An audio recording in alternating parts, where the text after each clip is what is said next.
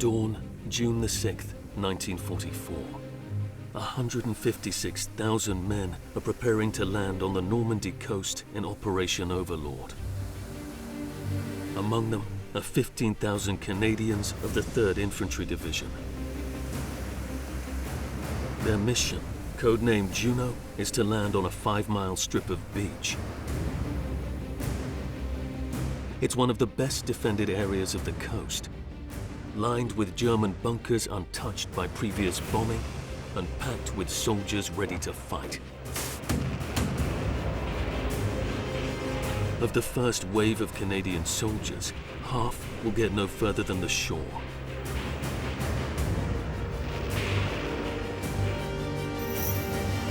Those who punch through will enter one of the most brutal battles of the offensive.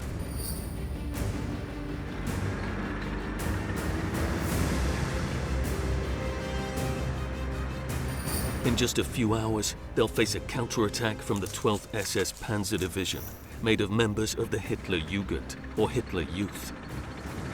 The fighting will last 6 days and 6 nights. As a journalist and historian, I wanted to know every detail about this battle and of the unheralded bravery of the Canadian units. I have collected testimonies. Au dernier moment, ils se prennent l'assaut des SS sur leur flanc et à découvert dans la plaine. Donc tout ça, ça a été trouvé ici dans le champ? Oui, le casque a été trouvé une dizaine de mètres derrière nous. Enthusiasts of living history have recreated the conditions of the battle for me. On the site of the battle, I investigated one of the most bitter confrontations in the Normandy campaign. 6 days in hell, in a battlefield worthy of the First World War. I wanted to pay tribute to the Canadian soldiers whose unwavering commitment has too often been forgotten. They never gave up against a formidable opponent. Once this group had survived the landing in Normandy, they faced the fact that the fanatical warriors of the 12th SS Panzer were coming at them. Here is the story of their perilous journey.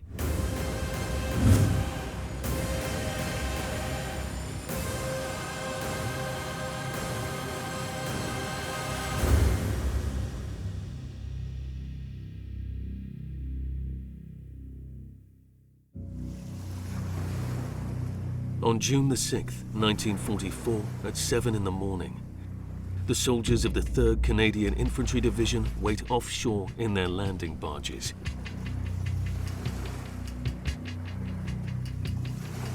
The sea is raging. For an hour, the guns of the Allied fleet have been shelling German fortifications. The Allied plan is to send the 156,000 men of Operation Overlord ashore at 5 separate points. The Americans will attack Utah and Omaha beaches. The British will hit Gold and Sword, while Canadians will land on Juno. Just beyond are the villages of Grès-sur-Mer, Cousseul-sur-Mer and Berny-sur-Mer. The Canadians will be supported by 2 armored regiments of Sherman tanks. Some of these machines are amphibious. British military engineers, under the direction of British General Percy Hobart, have invented a waterproof skirt that surrounds the gears and is equipped with propellers. With the floating skirt and the propellers activated, the vehicle can reach a speed of 4 knots in calm weather. On June the 6th, the weather is anything but calm.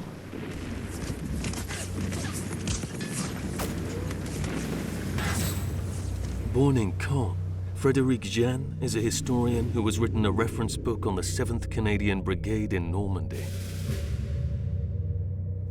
Frédéric, comment se déroule le débarquement sur la plage de Juno? À cause des problèmes inhérents à la mise en place des premières vagues d'assaut dues à la forte houle, le débarquement est retardé de 10 minutes sur les 2 plages. Donc à Courseulles-et-Grès, ici, le débarquement aura lieu à 7h45 et sur Bernières et Saint-Aubin, il aura lieu à 7h55. Ce qui inquiète le commandement canadien et la Royal Navy, c'est que la marée monte, les obstacles sont déjà en partie recouverts et ça risque d'occasionner énormément de pertes au niveau des barges. Et il y a un second niveau, c'est le retard des chars duplex drive. Qui doivent appuyer les Canadiens lorsqu'ils débarquent en première vague. Exactement. Le problème, c'est qu'ils ne peuvent pas être largués à 7 km des plages comme prévu. Ils doivent s'approcher. Et en approchant les embarcations, ils se mettent à portée de tir des canons allemands. Et malgré toutes ces contraintes, les Canadiens réussissent véritablement à mettre le pied sur les plages et à s'accrocher pendant le début de cette journée du 6 juin. Bien sûr, le seul problème, c'est que le bombardement naval et les bombardements aériens n'ont pas touché les positions allemandes. Les Allemands sont toujours retranchés dans les blocos sur leurs positions. Et par exemple, ici, sur cette plage, les compagnies D et B du Winnipeg vont devoir débarquer à froid, comme le souligne le livre de marche du régiment.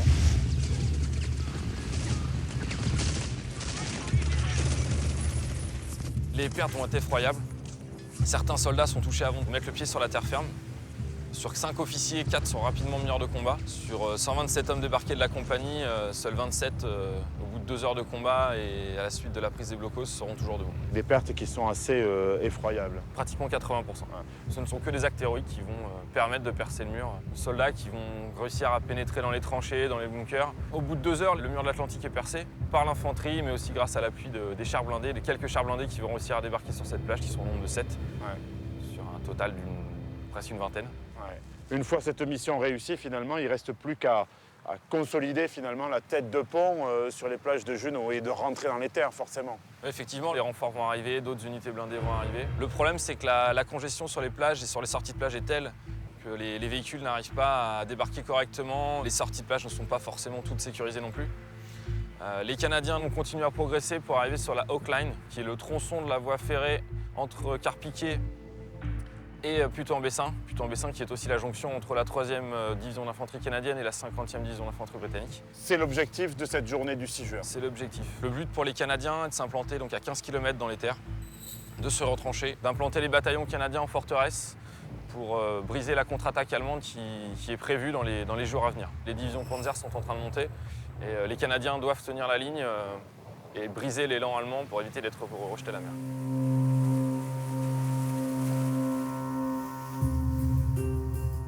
Allied commanders are determined to avoid the pitfalls of a previous amphibious landing. On January the 22nd, 1944, Allied forces landed at a small port not far from Rome, Anzio. After 110,000 American soldiers moved onto the beaches, German units encircled them. It took several weeks of fierce fighting for the Americans to break through. To avoid such a disaster on the French coasts, the Allies hoped to quickly burst through German defenses.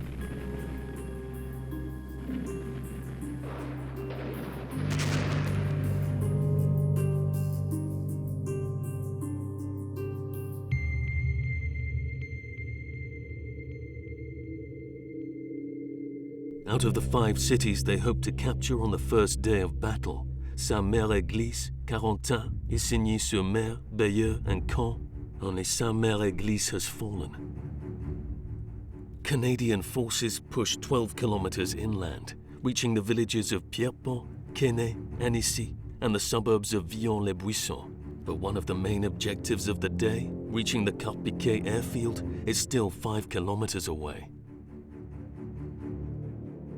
At the end of the afternoon, Canadian tanks control a portion of the Caen-Bayeux road, but are forced to withdraw under fire.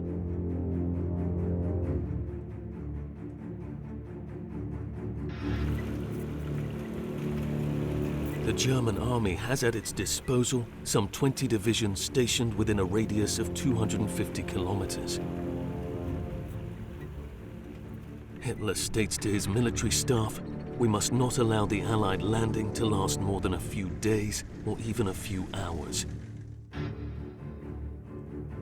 However, the Germans are not able to mobilize all their troops.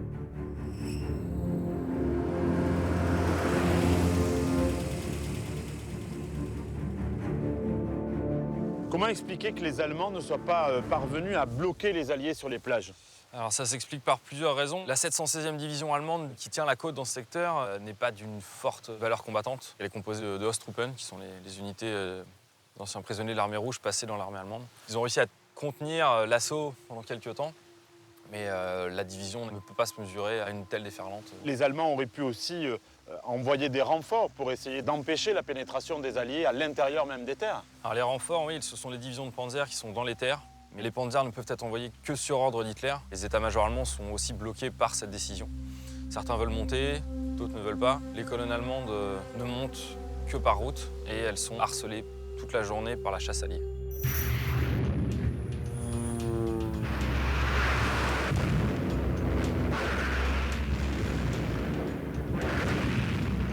Les Air Force et la RAF attaquent les colonnes blindées. Et les ralentissent. Et les ralentissent, donc ils ne peuvent avancer que de nuit principalement. Ce sont des troupes aguerries. Alors, la Panzerlehr en partie, oui, ce sont des cadres qui sont issus de l'école de la Panzertruppe. La 21e Panzer est déjà aux prises avec les Britanniques au nord de Caen et elle est composée de soldats qui ont combattu avec Rommel en Afrique du Nord. La 12e SS, elle est composée pour 65% de la division de jeunes soldats qui vont prendre 18 ans cette année. C'est la Hitlerjugend. C'est la jeunesse hitlérienne. Ouais. Ce sont presque des enfants. Certains disaient que les officiers ne leur distribuaient pas de cigarettes, mais des bonbons à la place. Les Britanniques et les Canadiens vont rapidement surnommer cette division la Baby Division. À partir de là, pour les Canadiens, la bataille de Normandie débute. La bataille de Normandie débute. Il faudra tenir la Hawk Line et défendre coûte que coûte la voie ferrée et le terrain gagné face aux contre-attaques. On the morning of June the 7th, the 3rd Canadian Division resumes its push. The men of the 7th Infantry Brigade are moving toward National Road number 13, linking Caen to Bayeux.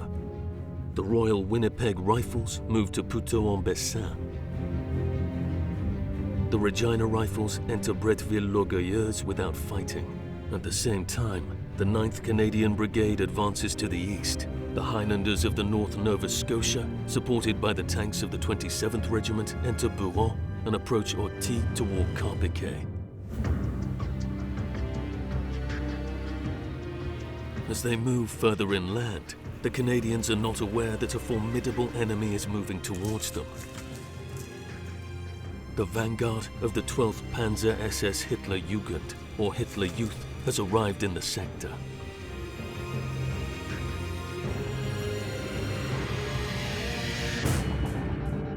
Their instructions are simple. Push the enemy back to the sea.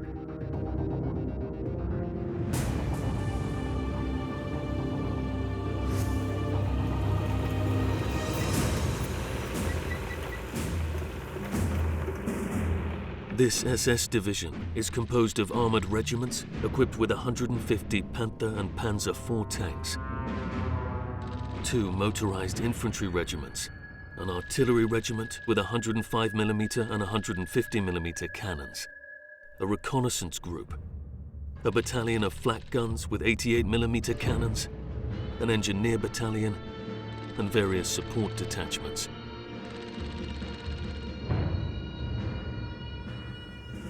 On June the 6th, 1944, at 10 a.m., 2 tank battalions, accompanied by the 26th and 25th Panzer Regiments, start to move. Advanced elements reach the Lisieux region at 3 p.m. with orders to push to the western outskirts of Caen.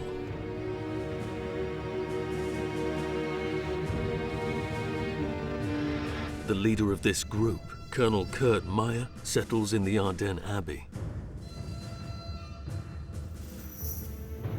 Most of the soldiers in the Hitlerjugend division are still teenagers.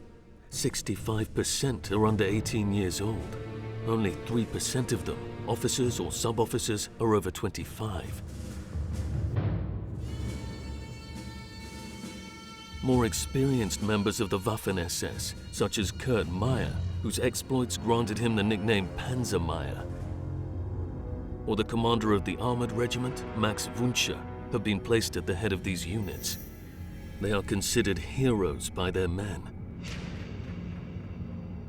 These men and boys from the 12th Division are more than soldiers. They are the veterans of the Young Guard, a Bruderschaft or fraternity that shares the values of self-control, sacrifice, and absolute obedience.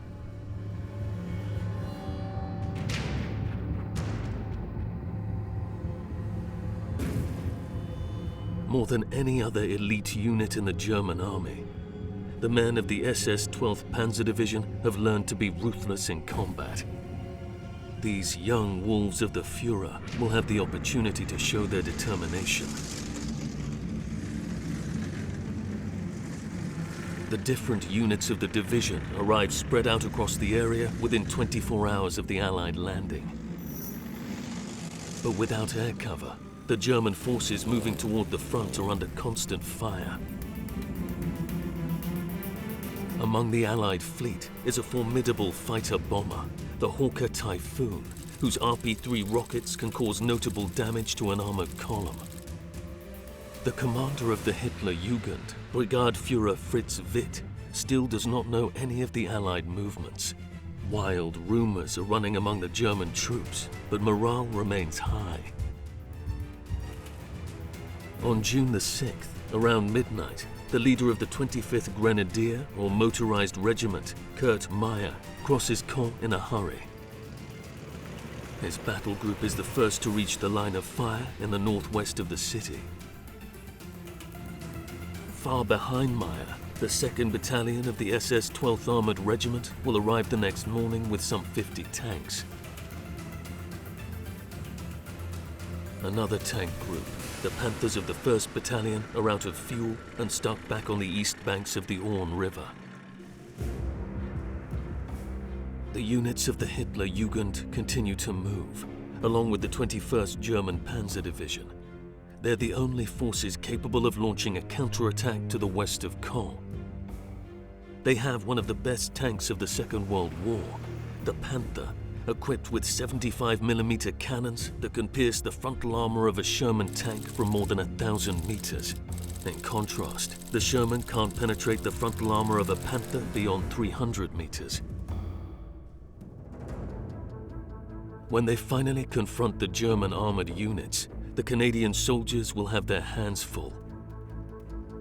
The German Panthers have had no equivalent since they appeared on the Eastern Front in July 1943.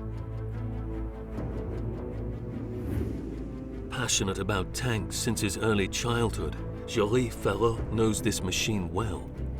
It's widely considered to be the prototype of the modern tank.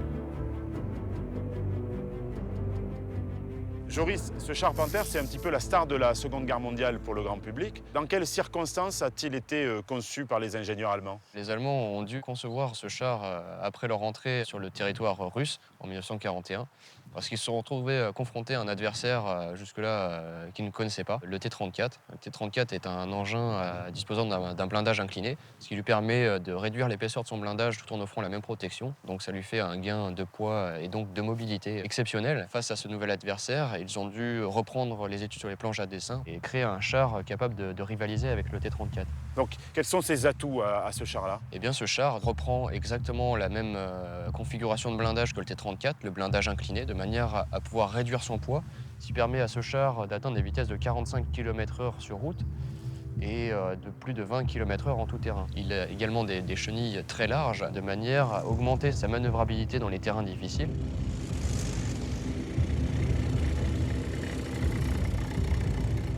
Très maniable finalement, très efficace. Et sa puissance de feu, quelle est-elle? Eh bien, il dispose d'un 75 mm à haute vélocité qui est capable de venir à bout de tous ses adversaires et à des distances très convenables, au-delà des 2000 mètres.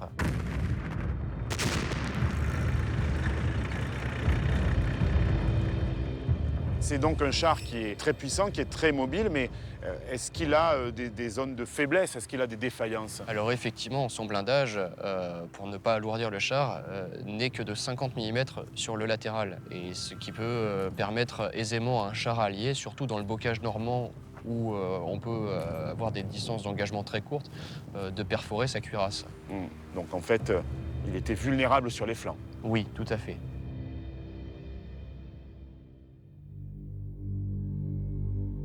On the morning of June the 7th, 1944, Colonel Kurt Meyer, commanding officer of the 25th Panzer Regiment, climbs one of the turrets of the Arden Abbey. He will later write, "A real surprise. The landscape that opens up to me all the way to the sea looks like one of the sandboxes we use in training. On the coast is a great deal of activity, ships swaying next to each other on the water. Countless balloons protect this armada against air attacks, a very unnecessary precaution as no German planes are to be seen. The Allies master the skies. On June the 6th alone, Their attack and flight support aircraft have conducted nearly 10,000 sorties, whereas Germans conducted fewer than 400.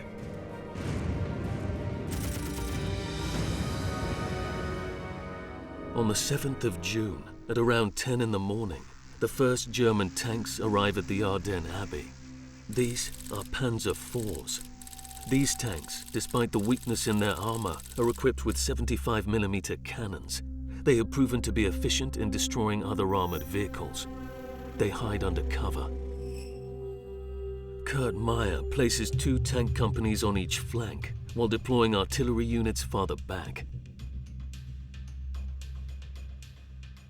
They're setting a trap for the 9th Canadian Brigade, now heading south toward the hamlet of Francqueville at the edge of National Road 13, near the Carpiquet airfield. The Canadians are well equipped, well trained, and confident. At 11:50, the Canadian forces seize Buron. They reach the village of Orty by 1 p.m. They advance to Francqueville and the N13 road. The airfield of Carpiquet is not far. The Canadian plan, designed and practiced for months, is progressing as expected, but not for long. Mathieu Masson has completed a book on Operation Overlord. He is particularly interested in the 9th Canadian Brigade. Mathieu, ici, on n'est pas trop loin de la N13. Pourquoi tu m'as amené particulièrement dans ce champ-là?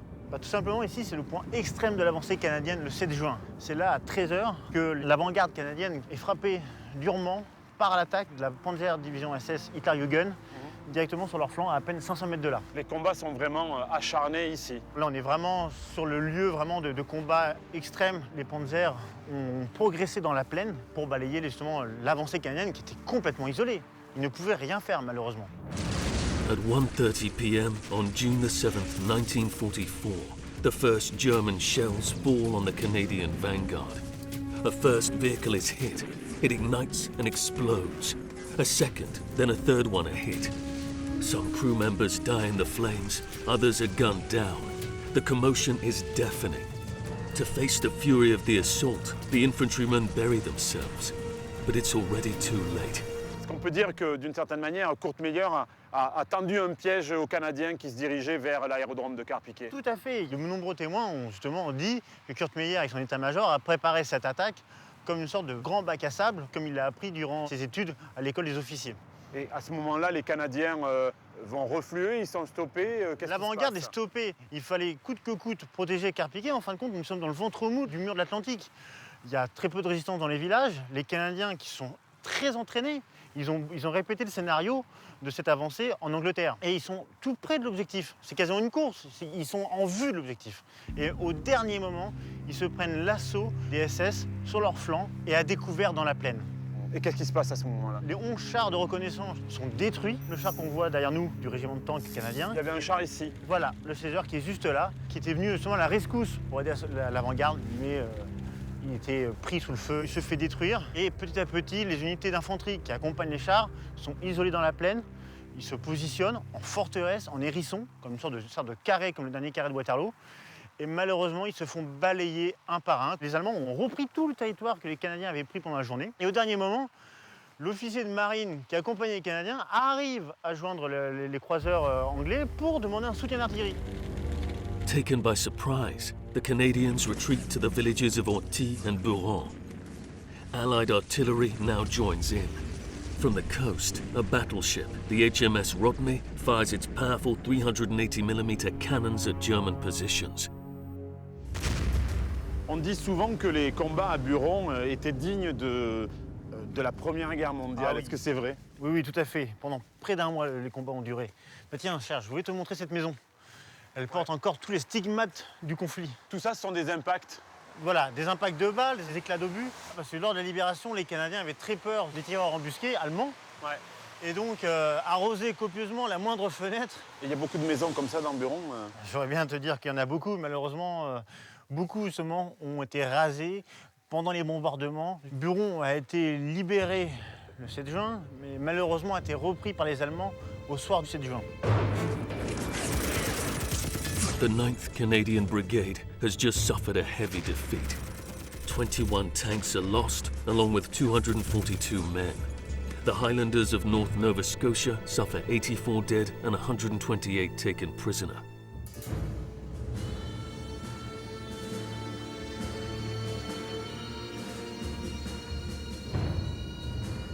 Some are taken to the Arden Abbey, headquarters of Colonel Kurt Meyer. They won't get out alive.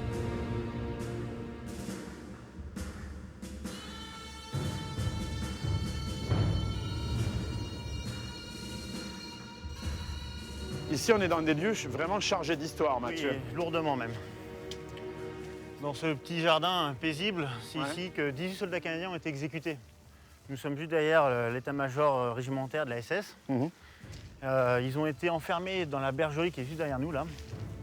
Et après avoir été appelés un par un, ont été amenés ici, puis exécutés froidement d'une balle dans la tête. Ensuite, les Allemands les ont enterrés ici, dans ce petit parc. Et les corps n'ont été retrouvés qu'à la fin de la guerre, atrocement mutilés, bien sûr. Et c'est grâce justement au parterre de fleurs qui a été remué après la guerre que les propriétaires du jardin ont découvert les corps un par un. Est-ce qu'on sait pour quelles raisons les Waffen-SS de la Hitlerjugend pratiquaient ce genre d'exécution sommaire? Oui, les grenadiers qui servaient dans ce régiment, c'était des jeunes grenadiers. Ils avaient à peine 18 ans cette année-là. Les cadres venaient du front de l'Est et avaient connu les horreurs de ce front. C'est pour ça qu'ils ont voulu aguerrir leurs jeunes grenadiers en leur montrant comment on exécutait les prisonniers et pour leur montrer qu'il n'y avait pas de quartier. Ouais, le mot d'ordre ici, c'est vraiment pas de quartier. Pas de quartier avec l'ennemi, tout à fait.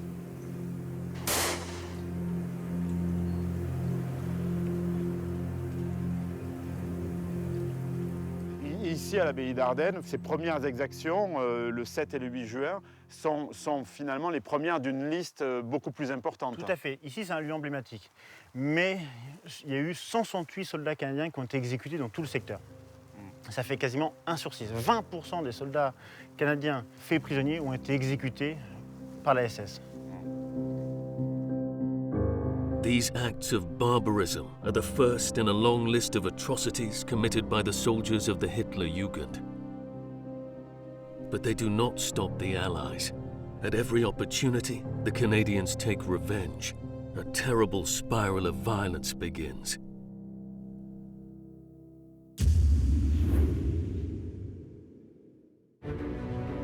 Between June the 7th and 8th, the Allies land 475,000 men. They face 131,500 German soldiers. If the Hitlerjugend is going to succeed against this larger force, it must strike fast, hard, and relentlessly.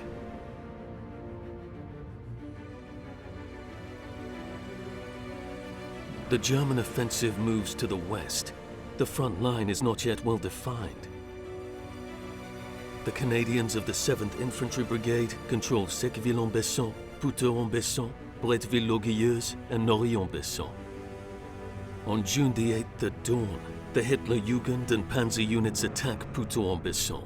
The A, B, and C companies of the Royal Winnipeg Rifle Battalion fight back.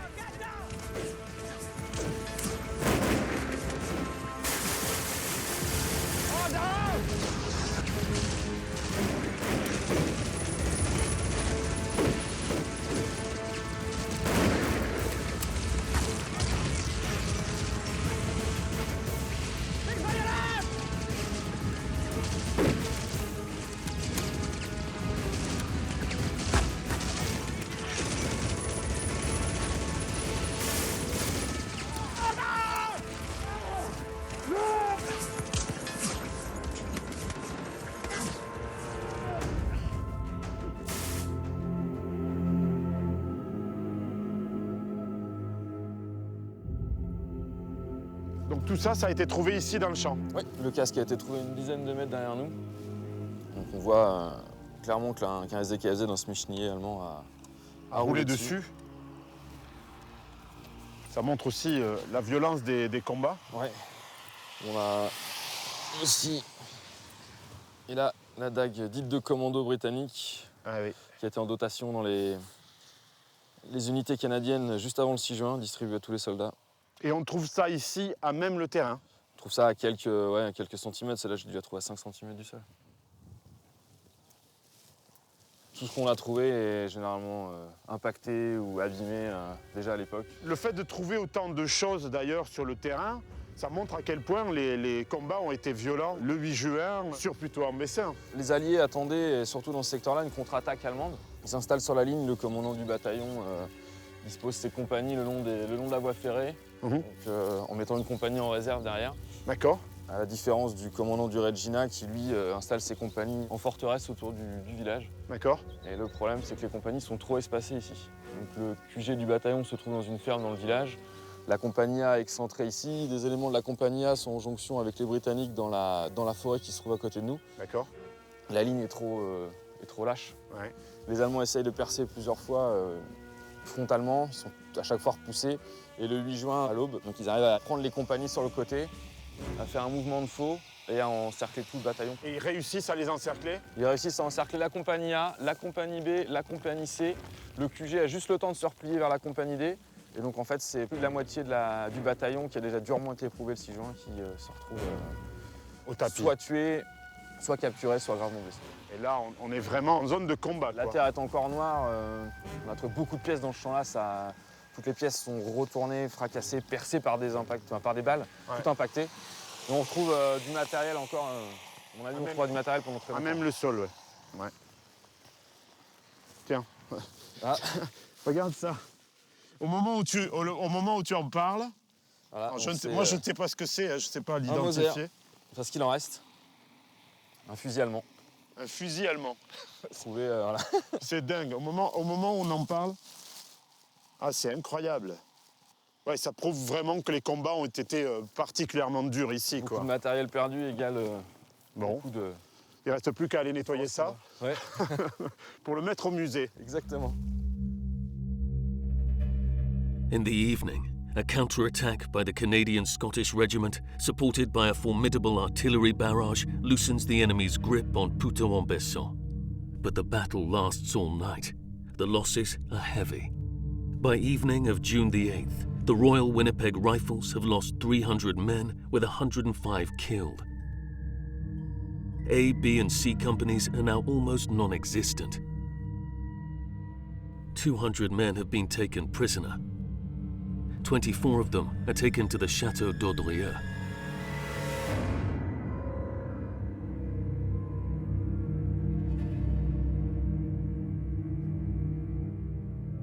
Waffen-SS soldiers, led by Gerd Bremer, instruct the Canadians to remove their helmets and put their hands behind their heads.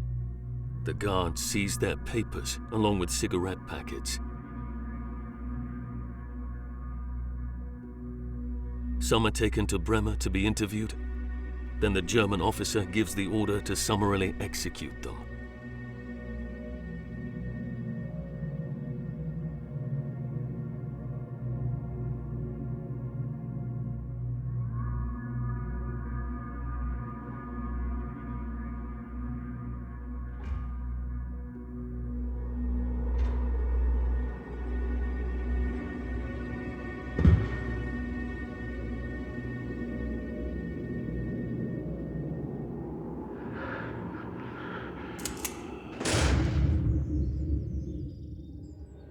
The colonel of the Hitlerjugend, Kurt Meyer, will not let up.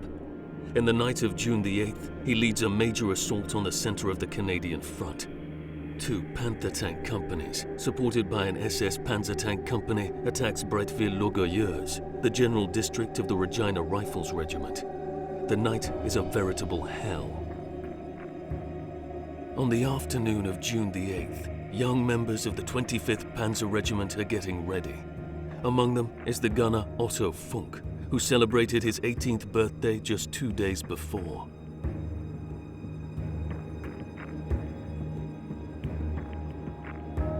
Colonel Kurt Meyer tells them this will be their baptism of fire.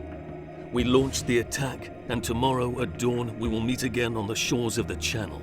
Goodbye, comrades. 25 Panther tanks have been staged for the attack. 100 men will accompany them, with an impressive collection of light weapons. That includes the 18 MG-42, which can shoot more than 1,300 shots per minute. Its power supply was used as a model for Allied weapons, such as the American M60 or the Belgian Mini-Me machine gun. The outskirts of the village of Bretteville are transformed into a battlefield.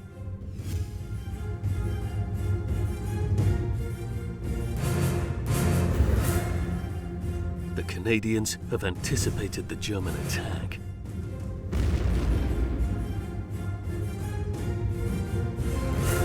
Frédéric, est-ce qu'on peut imaginer l'intensité des combats tout autour de Bretteville et dans Bretteville dans la nuit du 8 au 9 juin 1944? Ce qui se passe, c'est que le village de Rau a été laissé par les Regina. Ils le prennent le 7 au matin, ils sont contre-attaqués par la 12e SS. Le colonel du régiment, le colonel Matheson, ordonne à sa compagnie D de rentrer dans le village pour se servir de Bretteville comme une forteresse, parce que la ligne de chemin de fer se trouve juste là. Il faut la tenir absolument. Et les Allemands, à ce moment-là, décident d'attaquer et de reprendre Bretteville l'Orgueilleuse. Les Allemands décident bien sûr de ne pas rester sur Rau, de contre-attaquer directement sur la route nationale et de lancer tout de suite les chars dans la bataille pour repousser immédiatement les Canadiens qui ne disposent pas forcément de moyens adéquats pour les repousser. Et c'est un véritable coup de poing de la part des Allemands? Ils essaient tout de suite d'attaquer, ils prennent les unités qui sont disponibles, ils n'attendent pas tout le monde et ils partent directement à l'attaque. Et les combats tout autour de Bretteville sont très intenses? Les combats, oui, sont très intenses. Les chars attaquent de nuit. Donc pour les Canadiens, c'est la première fois qu'ils vont affronter ces grands engins blindés allemands. La première compagnie, la compagnie B, qui va prendre de plein fouet l'attaque, va avoir énormément de pertes. Et les Panthers vont même arriver près des trous des Canadiens, faire des mouvements à l'équerre pour enfoncer les trous et tuer les soldats qui sont à l'intérieur. Et ils vont essayer immédiatement de pénétrer dans le village. Et est-ce qu'ils parviennent à pénétrer dans le village? Le Panther, le 418, entre dans le village. C'est une petite rue étroite. Et les Canadiens vont essayer de le bloquer immédiatement pour éviter qu'il ne transperce complètement les lignes.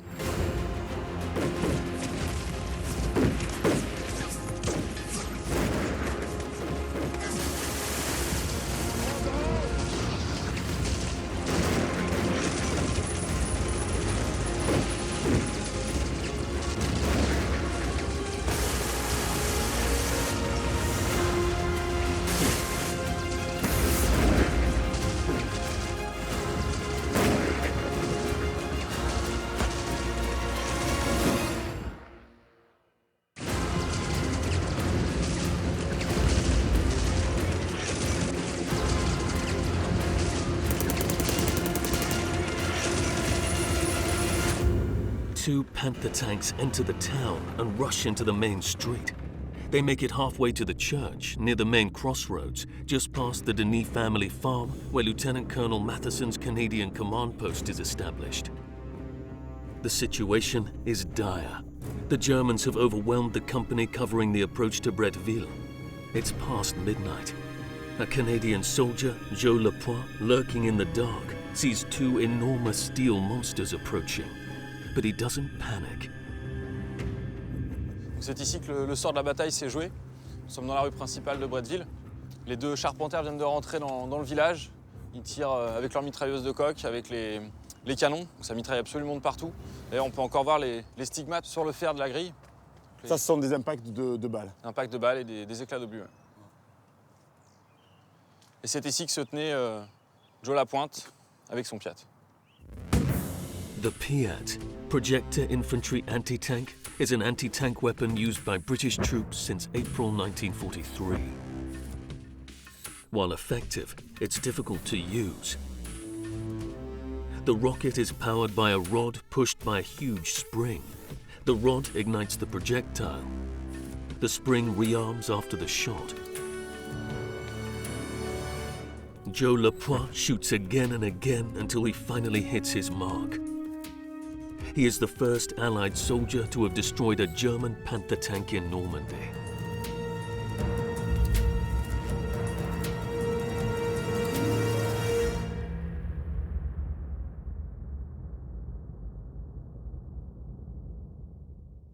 Donc en fait, le Panther détruit par Joe Lapointe se trouve juste devant nous. Exactement là. Juste là.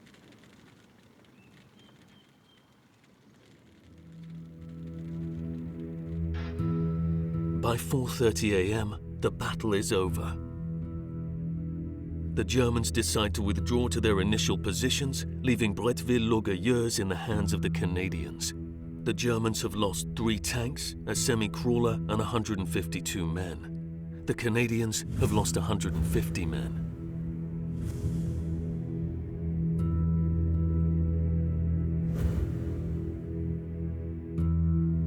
Alain Beaufils was 13 years old in 1944. He now lives in Caen, a martyred city in Normandy rebuilt after the war. As a native of Bretteville-l'Orgueilleuse, he experienced the battle on the night of June the 8th. Monsieur Beaufils, vous êtes natif de Bretteville-l'Orgueilleuse. Oui, j'y suis né en 1931. Quelle est l'ambiance dans le village quand les Canadiens y arrivent? Est-ce que vous avez des souvenirs de Parfaitement. Les Allemands qui habitaient notre maison avaient creusé une tranchée dans des terrains de mes parents, tout près de la maison, et nous avions passé les premières heures du 6 juin et le matin du 7 juin dans cette tranchée-là. Et vers midi, il y a quelqu'un qui nous appelle, c'était un voisin qui dit « Monsieur Beaufils, ils sont arrivés !» Ah bon? Alors on est sorti de là, et avec mon père et d'autres gens, on est parti vers l'église. Et là, on a découvert des Sherman, il y en avait 2 ou 3, et des Canadiens qui faisaient leurs toilettes sur le char avec des cuvettes et de l'eau chaude que les habitants leur avaient portées. Ils ne parlaient pas un mot de français, ça ne facilitait pas. Et puis, ils avaient des instructions de se méfier des Français. Parce qu'avec les Français, on ne savait pas qui on avait affaire.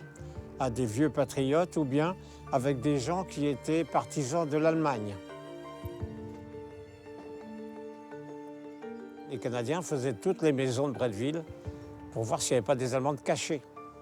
Et arrive toute une équipe de Canadiens dans notre maison en demandant s'il y avait des Allemands. Et les Canadiens étaient là, baïonnettes au canon.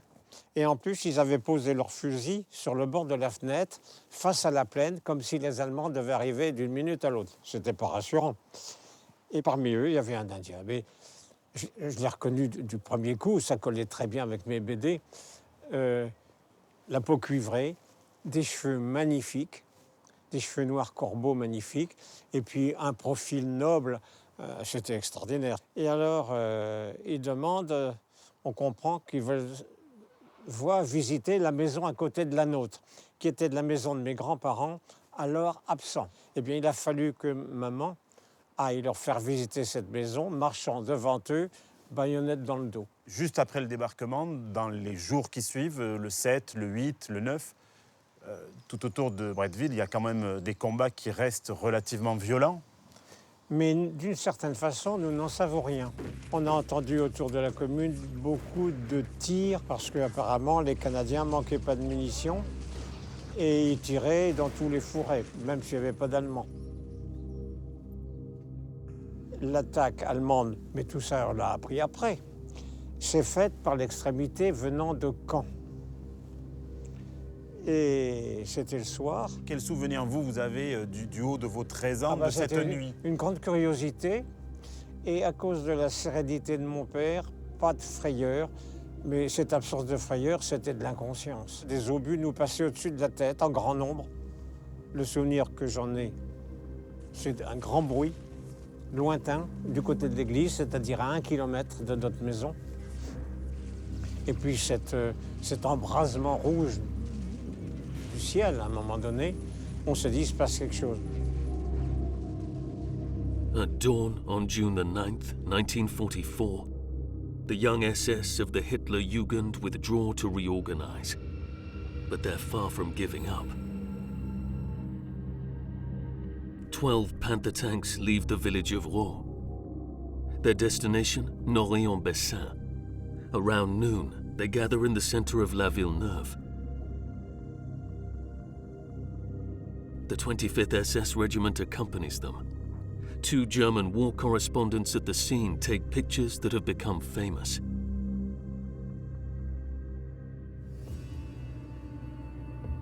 The SS infantryman, Otto Funk, who celebrated his 18th birthday the same day as the raid of Normandy, is calm but tired-looking. His comrades in arms surround him. A few moments earlier, the commander of the Panzer Regiment, Max Wuntscher, arrived on a sidecar along with Ostuf von Ribbentrop, the son of a diplomat.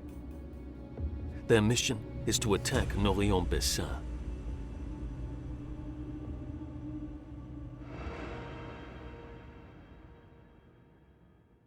One kilometer away from Norrey-en-Bessin, the 12 Panther tanks approach the village from the south.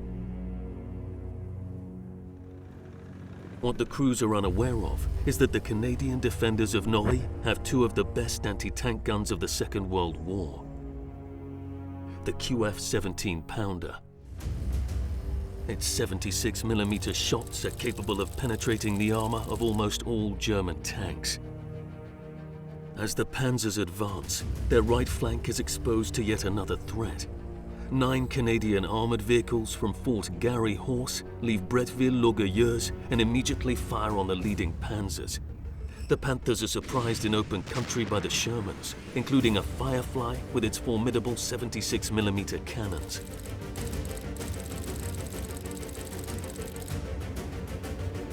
Within just a few minutes, 6 Panthers are destroyed. The Hitlerjugend has just suffered another setback. The German command still hopes to launch a large armored offensive to push the Allies to the sea.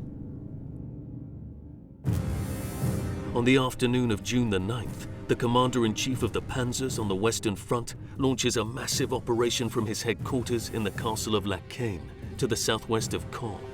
The attack is set for June the 10th at 11 p.m. The attack features the 21st Panzer Division, now in a defensive position in the north of Caen. The Panzer-led division engaged at the south of Bayeux, and the 12th SS Hitlerjugend Panzer Division, south of Norrey-en-Bessin.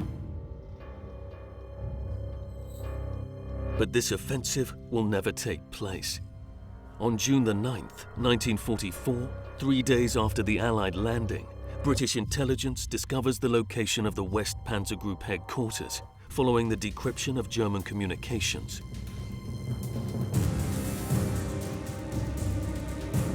On June the 10th, 40 Allied Typhoon fighters armed with RP-3 rockets attacked the headquarters at low altitude in 3 successive waves. 61 Mitchell bombers dropped 220-kilogram bombs from an altitude of 4,000 meters. 18 members of the military staff die in the attack, including the German Chief of Staff. The headquarters is no longer operational. This blitz attack destroys the only unit of the German army capable of coordinating the movements of a large number of mobile divisions. On the evening of June the 9th, the men of the Regina Rifle Regiment remain entrenched in Norrey-en-Bessin, but the village is nothing but a field of ruins. Finalement, Frédéric, malgré la virulence des contre-attaques allemandes, le village de Norrey-en-Bessin a réussi à tenir. Effectivement, le village est une véritable épine dans le pied des Allemands. Les différentes composantes de la compagnie de Stu sont disséminées dans le village et suivent plusieurs contre-attaques, certaines faibles. Et c'est la très forte contre-attaque du 9 juin est repoussée. Les Canadiens se sont accrochés au village véritablement. Ils se sont accrochés au village pour ne pas avoir à se replier sur Bretteville et devoir reprendre le village et suivre de nouvelles pertes. En fait, ils ont voulu dès le début garder le village, qui a énormément gêné les Allemands, qui a divisé les forces des Allemands. Et contre toute attente, la compagnie s'est vraiment accrochée aux ruines du village qui a été détruit au fur et à mesure. Le village a vraiment été détruit. Ah oui, pratiquement été complètement détruit.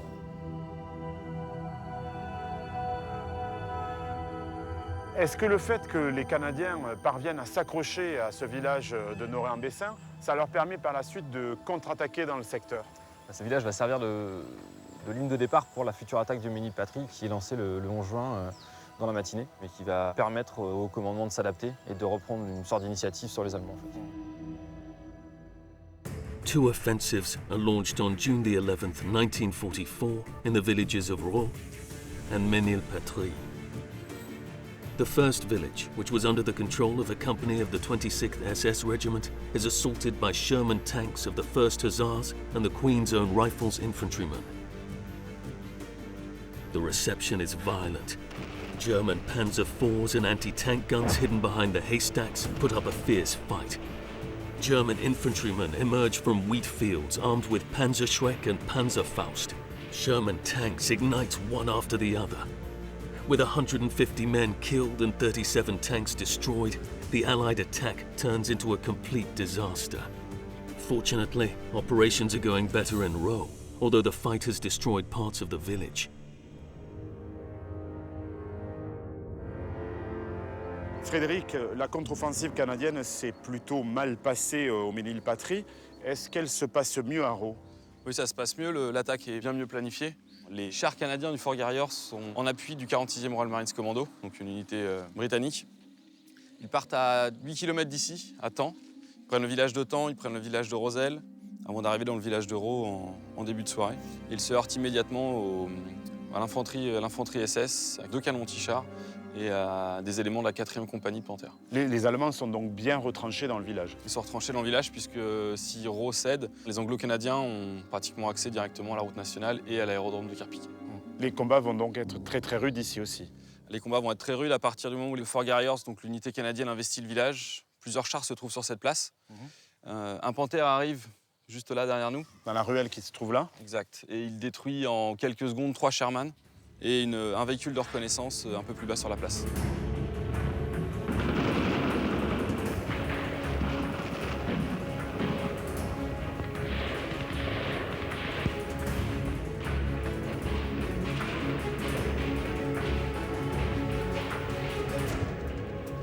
Les combats vont durer jusque tard dans la nuit. Il y a un combat de chars qui se déroule dans le village. Et le problème, c'est que les commandos britanniques n'ont aucune arme anti-char.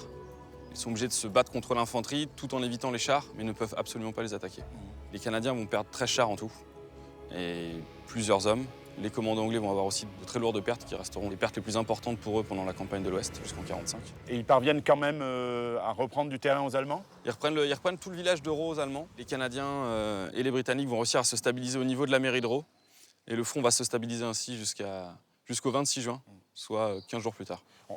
Avec la stabilisation du front, justement, on peut dire que la mission des Canadiens est remplie. Et puis surtout, ils ont réussi à faire face à la contre-offensive de la Hitlerjugend. Bien sûr, le village de Rho devait être pris pour stabiliser le front, en vue d'attaquer l'ouest de la ville de Caen, qui reste le verrou principal pour le général Montgomery. Les unités canadiennes vont pouvoir prendre un peu de repos et éviter surtout que Bretteville et Puteaux ne soient de nouveau attaqués par les jeunesses hitlériennes et former ainsi une plus grande base pour les futures opérations. Finalement, on peut considérer que le bilan pour les Canadiens, au bout d'une semaine de combat, à l'issue de leur débarquement sur la plage de Juno, est très positif. Il est positif, ils n'ont pas rempli tous les objectifs, puisque Caen devait être pris le 6 juin. Mais les objectifs initiaux du 6 juin sont pris 6 jours plus tard. Et les Canadiens ont fait leur travail en repoussant les contre-attaques des jeunesses hitlériennes.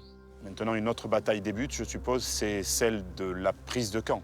Ouais, la bataille de Caen va débuter, mais le front va se stabiliser pendant au moins 15 jours. Les Canadiens ont été durement éprouvés. Et il va falloir envoyer des renforts et préparer les troupes et l'arrivée d'autres divisions pour pouvoir attaquer au sud.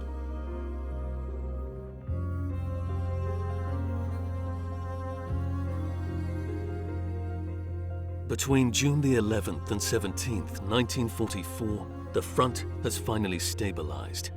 The Hitlerjugend has failed to push the attackers to the sea. The Canadian units still hold their positions.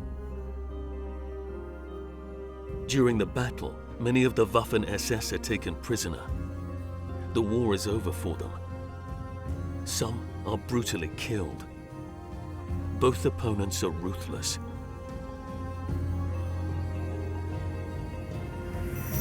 On June the 15th, German soldiers in the 25th Regiment received the Iron Cross in the courtyard of the Arden Abbey. Despite their youthful faces, they are no longer children. They have been fighting almost 10 days, and many of their comrades have fallen before them. How many more will die? The Hitlerjugend and many more German divisions are being decimated. On June the 14th, a salvo of Navy shells falls on the command post of the Brigade Führer Fritz Witt. The 12th SS commander is killed instantly. Kurt Meyer takes his place. He is finally taken prisoner by the Belgian resistance on September the 6th, 1944. The soldiers of the Canadian Army have fought with honor. Several hundred fell in the first 5 days following the landing. Many others will die later. Montgomery wanted to take Caen on the first day of Operation Overlord. The city finally falls a month and a half later, on July the 20th, 1944, after thousands of soldiers lost their lives. In 78 days of combat, 600,000 shells ravaged this Norman city, turning it into a field of ruins. Many other places in France and in Germany will suffer the same fate before the conflict is over. Fighting in the European theatre of World War II will go on for almost another year.